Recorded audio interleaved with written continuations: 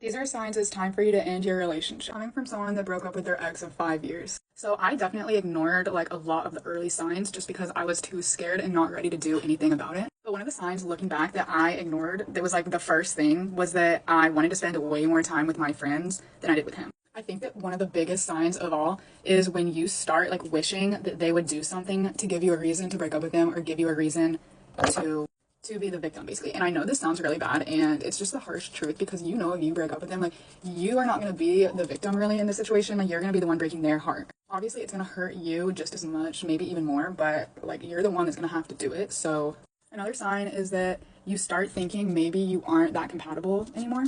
You start wondering, I wonder if there's someone else out there that I'd be more compatible with or that could make me happier. Once these thoughts start rolling in, brace yourself, girl. Another sign is if you find yourself wanting to be less intimate with them, or just if you've been kind of not wanting to, do the deed. Like you don't really want to be like all over them. You don't want them to like really touch you. You don't want to do anything like that. And obviously it's not always going to be like so lovey-dovey with your boyfriend. So like take this one with a grain of salt, but I'm just talking about like over time if this goes on for like a long time. So this next one might be only original to me, but I don't know, maybe some people can relate. But when you start getting jealous of other people's relationships, like I would see people on social media, and obviously not everything on social media is like accurate, but I would see my friends with their boyfriends and being all happy, and I would just get jealous because I'd be like, why am I not that happy? Like, why am I not feeling like that? When you start picking more fights with them, especially when you're drinking. Obviously, the stupid little drunk fights happen, but when you start picking a fight with your boyfriend every time you drink, I think that that is just when your emotions come out, or when they're kind of forced to come out.